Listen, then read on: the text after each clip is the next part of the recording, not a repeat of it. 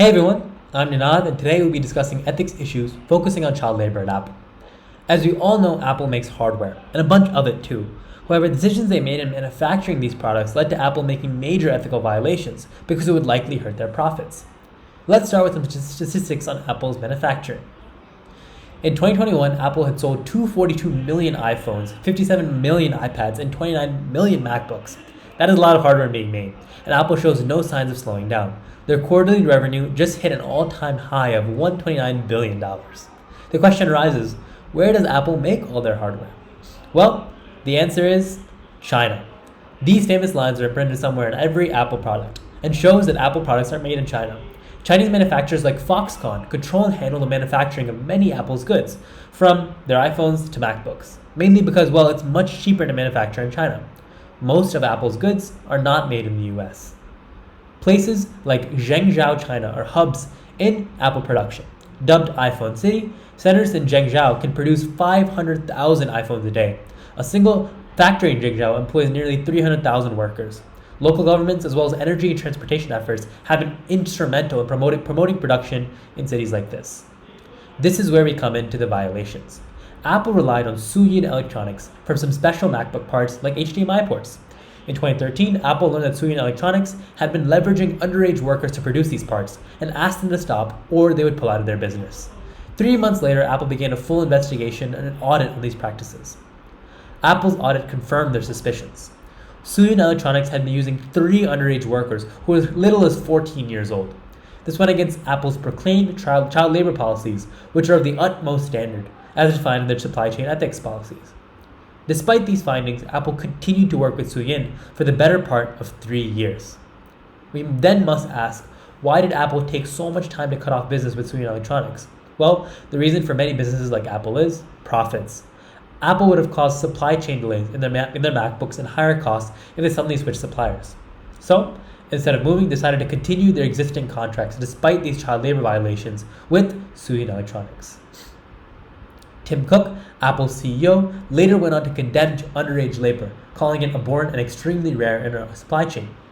Cook had a large role in developing Apple's supply chain, but based on these major child labor violations with Suyin Electronics, it seems Cook and Apple executives prioritized profits over pressing ethical violations. These labor issues are not just limited to Suyin Electronics. Foxconn, one of Apple's main iPhone manufacturers who produces 50% of Apple's iPhones, came under harsh criticism for many suicides caused by rampant unhappiness in their factories.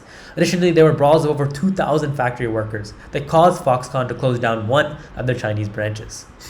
Foxconn and Apple's labor violations do not stop there. Workers were forced to put in over 100 hours of overtime per month. China's legal limit is 36 hours per month, so this is a drastic abuse. They also hired student interns with lax oversight at a rate that exceeded permanent levels. These interns also had to conform to long working hours with overtime and night shifts.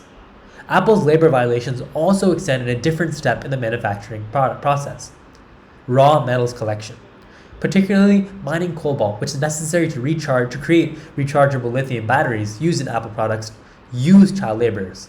In Congo, children driven by their family's extreme poverty get paid $2 a day for this dangerous work. In a step in the right direction, 14 parents of children from Congo are fighting back against these unjust practices. Apple, amongst other companies, are now getting sued by international rights advocates. This is a landmark case, and we are seeing that these labor violations are finally being addressed. For a company like Apple, with massive reach and impact, there must be a responsibility to do what is right. Any decision they make has far-reaching consequences. In the case of labor, Apple must do the right thing and ensure ethics are prioritized. It is important that when future cases of child labor and other labor violations arise, Apple must be proactive in dealing with them. In terms of government responsibility, US officials need to be more stringent and cognizant of labor violations outside their country. We must keep companies like Apple responsible for upholding the high labor standards they make apparent in the Code of Conduct. Currently, there are cases pending against Apple regarding these violations. I think we're starting to see international labor rights slowly becoming a priority. In fact, in the past couple years, there have been made major laws and updates that enforce stricter standards regarding child labor violations. The International Labour Organization, one of the leading worldwide organizations for labor standards, has enacted updates to policies in recent years to monitor and combat child labor. Things like legal minimum working age have also been enforced to a greater extent. Apple has been releasing reports on how they're combating these injustices more publicly, a practice they introduced after they were under fire for labor violations. Reports such as the 2021 statement pictured here show that companies are taking a larger measure in evaluating and auditing their supply chains, as well as reporting instances of child labor when they appear. Such practices give a clear understanding of what steps are being taken. So how is this fight against child labor going on now? Well, over the last decade, child labor has decreased by 38%, with more stringent regulations and lawsuits. In 2021, 152 million children were still affected, though.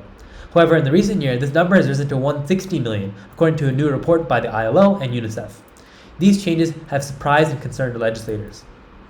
What can we do to further reduce these numbers? Well, as advocates for improving labor standards, we must educate and inform legislators on further improving international law and regulation. Also, encouraging fair trade in products that are strict on following child labor laws is very important. Individuals do have the power to incite major change, and we must see proactive steps. Outside of individual advocacy, recent technological efforts have been made to eliminate child labor by tracking it down. Blockchain and distributed ledger technology can be introduced through traceability systems to track supply chains. By adding data about school attendance for children and labor in facilities, blockchain systems can be instrumental in tracking and deterring child labor. Circling back to Apple and child labor, we clearly see that a company with deep pockets and strong hold on legislation like Apple has relied on child labor. These violations should not be taken lightly, and we must, as a society, continue to advocate for child labor laws across the world. Thank you so much for listening.